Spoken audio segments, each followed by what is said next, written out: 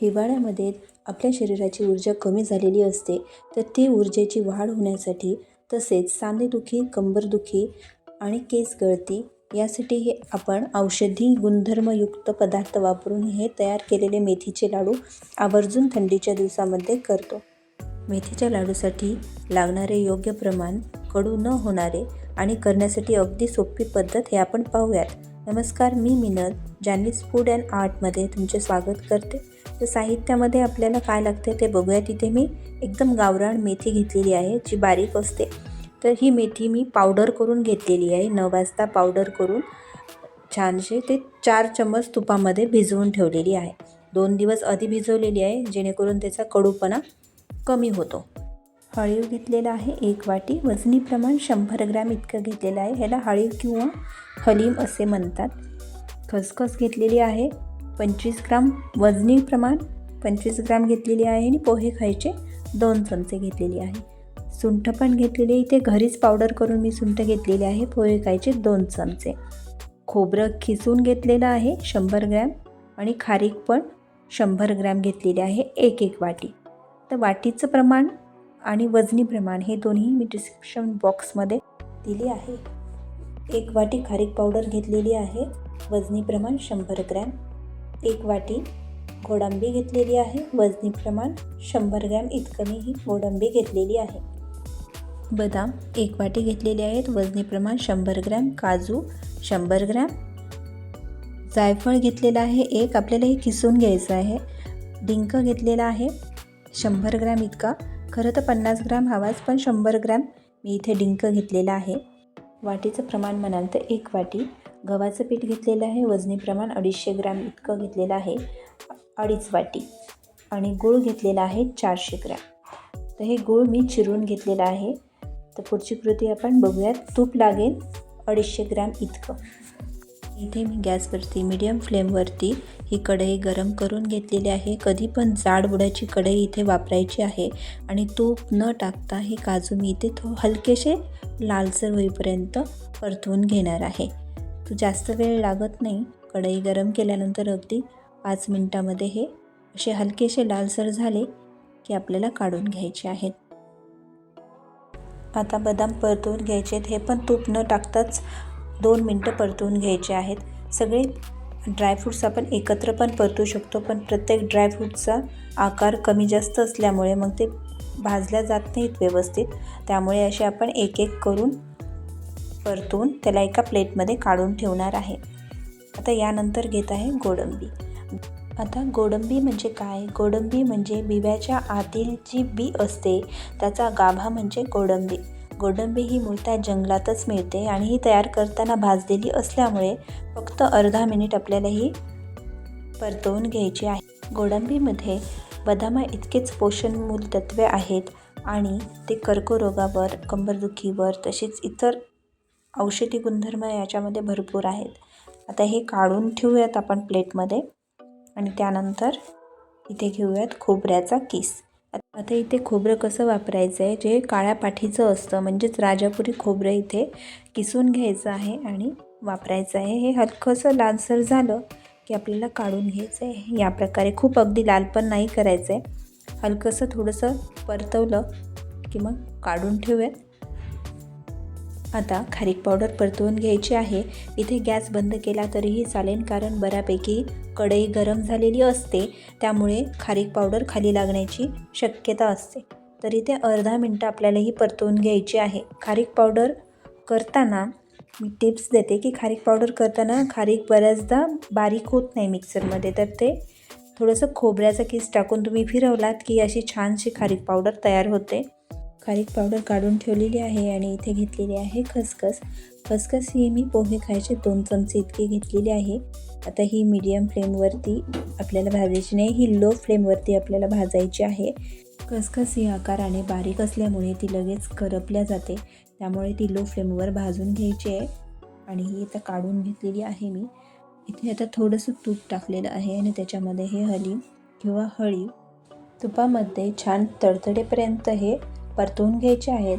फक्त हे परतताना आपल्याला मीडियम गॅस ठेवायचा आहे. हाय फ्लेमवरती हे परतवून घ्यायचे नाही आहेत.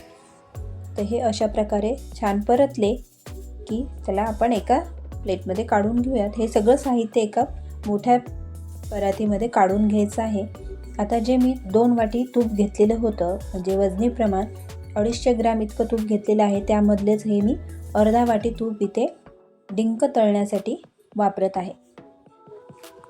डिंक तळताना सगळाच डिंक एकदाच या तुपामध्ये टाकू नये. थोडा थोडा डिंक टाकून असा हे फुलवून घ्यायचं आहे. फक्त हे मीडियम फ्लेमवरतीच आपल्याला तळायचं आहे, जेणेकरून ते आतपर्यंत छान खरपूस असा तळला जातो. डिंक असा व्यवस्थित तळला गेला नाही की दाताला दुखापत होण्याची शक्यता असते. त्यामुळे हे असा ट्रान्सपरंट होईपर्यंत आपल्याला तळून घ्यायचं आहे. आता मी हा सगळा डिंक तळून घेतलेला आहे आणि राहिलेल्याच तुपामध्ये इथे गव्हाचं पीठ जे घेतलेलं आहे ते मी छान लालसर होईपर्यंत परतून घेणार आहे. आता हे पीठ भाजताना एकदम तूप मी इथे घालत नाही आहे. जेवढं लागतं आहे तेवढंच थोडं थोडं तूप टाकून हे मी कोरडंच असं भाजून घेणार आहे. तर अशा प्रकारे आपल्याला मध्यम फ्लेमवर हे भाजत जायचं आहे जोपर्यंत त्याचा लालसर असा कलर एकसारखा कलर होत नाही. आता तुम्ही इथे पाहू शकताय मी खूप जास्त तूप इथे वापरलेलं नाही आहे. गव्हाचे पीठ हे बऱ्यापैकी लालसर चांगले एकसारखे झालेले आहे, तर ते मी आता काढून घेते.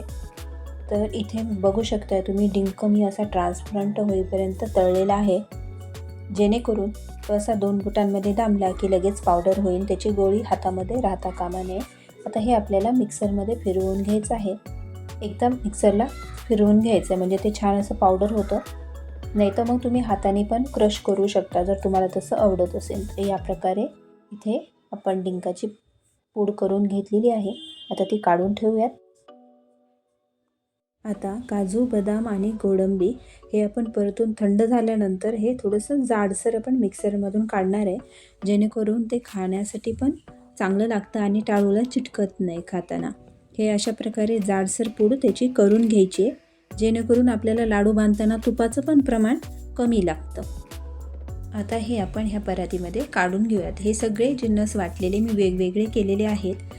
आता इथे बघताय तुम्ही हे खोबरं जे आहे हाताने असं कुस्करलं की बारीक होतं. याला मिक्सरमधून काढायची गरज नाही. हे आता आपण बारीक करून घेऊयात आणि त्यानंतर हे सगळं मिश्रण मिक्स करून घ्यायचं आहे आपल्याला.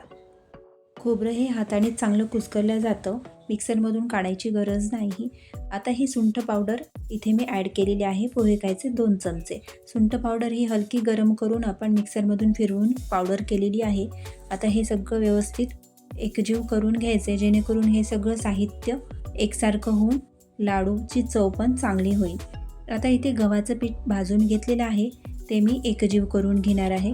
गव्हाचं पीठ तुम्ही इथे पाहू शकता मी जास्त तूप टाकून भाजलेलं नाही आहे, जेणेकरून जास्त तुपकट असा लाडू होतो आणि आपण आरोग्याला लाभदायी असा लाडू बनवणार आहे, त्यासाठी कमीच तूप वापरलेलं आहे. आता इथे जायफळ, अर्ध जायफळ हे किसून इथे आपण टाकणार आहोत, कारण आपण गुळाचा मेथीचा लाडू बनवत आहोत त्यासाठी. आता ही 2 दिवस तुपामध्ये भिजवलेली मेथीची पावडर हे पाहू शकता तुम्ही छान मुरलेली आहे. मेथीचा गुणधर्म हा कडू आहे, पण तुपामध्ये ही मेथी अशी भिजवून ठेवल्यामुळे त्याचा कडवटपणा नाहीसा होतो. आता ही चांगल्या प्रकारे आपण मिक्स करून घेणार आहे. मेथीची पूड करताना ही गरम करू नये, कारण गरम केल्याने तो कडवटपणा वाढतो त्याचा. तर हे बघू शकताय तुम्ही. तरी पण आपण तूप ॲड केलेलं नाही आहे, तरी पण ही मूठ वळल्या जात आहे. तर आता आपण राहिलेलं तूप गरम करूयात. ही 1 वाटी तूप माझं शिल्लक राहिलं होतं. 1 वाटी तूप डिंक तळण्यासाठी आणि कणिक भाजण्यासाठी वापरण्यात आलेलं आहे.